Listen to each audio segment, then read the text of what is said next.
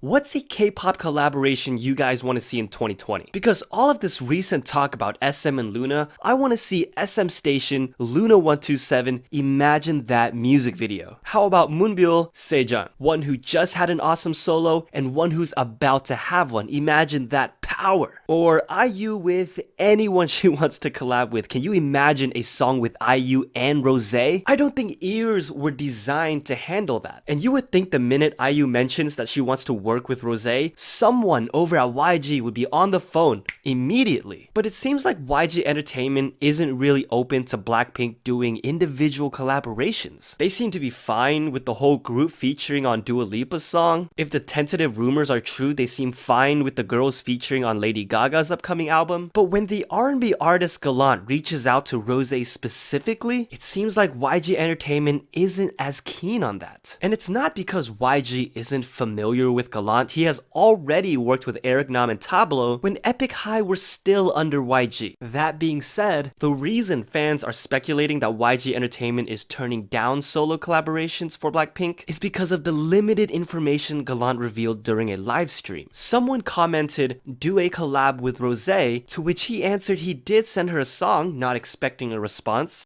Something I didn't expect her to get back, but she did. So I guess I don't have a good relationship with people's companies because I don't like, I just have a difficult relationship with people who are in charge.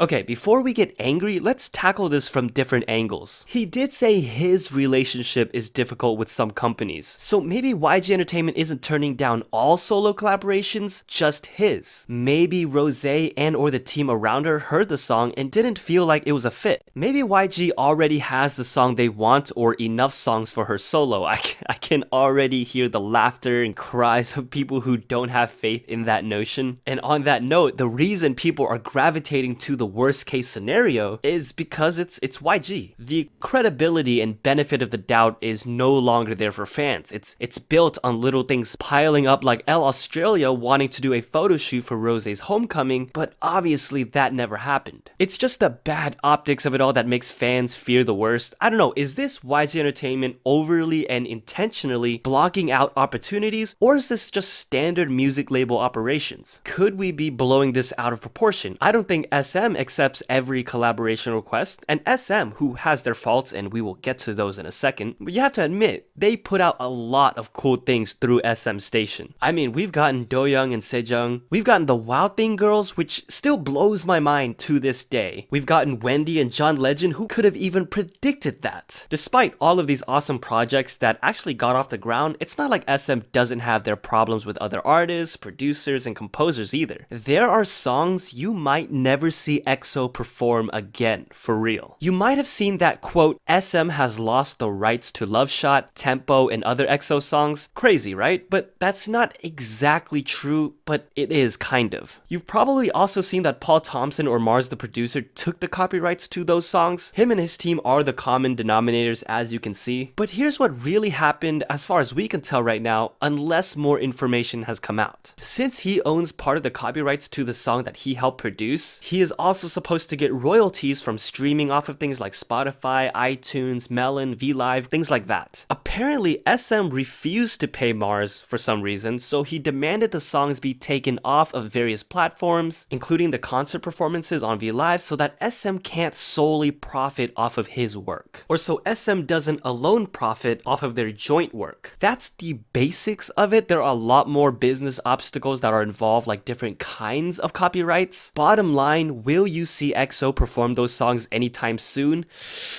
Probably not until both sides come to an agreement. That's kind of nuts to think about, right? Now, there were a lot of misconceptions about what was going on, and that stemmed off into rumors like, oh my god, SM didn't buy the copyrights to those songs because EXO probably told them they weren't going to renew. While that's probably not true, it doesn't mean EXO are planning to stay either. They've spoken up many times about their frustrations with SM Entertainment, but then this whole conversation turned into the realization that if EXO were to leave, leave, they're probably not going to have the EXO name anymore, including their amazing logo. And then it wouldn't be a matter of just not being able to perform those songs, it would be almost all of their songs. They would be basically starting over, with a huge fan base of course. Think Beast leaving Cube and becoming Highlight. I just wonder how it will affect their music show appearances. Remember when Jessica basically said that SM is the reason she can't appear on music shows? Or at least that was the case, same reason why you didn't see JYJ on TV a lot after the TVXQ split. So unless they leave on very amicable terms like Sohyun and Tiffany from SNSD, it's either stay and wait around for SM to give them activities, or start fresh. Look, to SM's credit though, Suho is getting a solo, Kai is getting a solo. They stood by Chen and even slapped back at haters saying there will be no changes to the EXO lineup. So there's a lot of reason for EXO to stay as well. It just depends on SM's priority list. We know Super M is a big focus for them. NCT 127 just came back with Kick It and it's doing fantastic. And if you want to talk about someone who's not going to wait for SM or anyone for that matter and take things into his own hands, it's NCT's Yuta. Now keep in mind, this account of events doesn't come with pictures, it doesn't come with witnesses, so take it with a huge grain of salt. But allegedly, Yuta got so sick of a Sasaeng fan that he gave them the finger and told them to get lost. How hilarious is that? We've seen idols like Sulgi recently dealing with Sasaeng fans while in the public eye and trying to be polite and stay calm, but Yuta was like, no witnesses, no proof, get lost. That might even be a mild translation of what he actually said to them. I don't know, you tell me. But hey, good for him. You know, allegedly. We've seen politeness not always work in these kinds of situations, so whatever gets through the heads of people who want to follow them everywhere. And actually, that gives me an idea for another awesome collaboration. Hear me out on this. Yuta and Lisa. Not only will they have this awesome yellow aesthetic, but they could both put the middle finger up, F you pay me.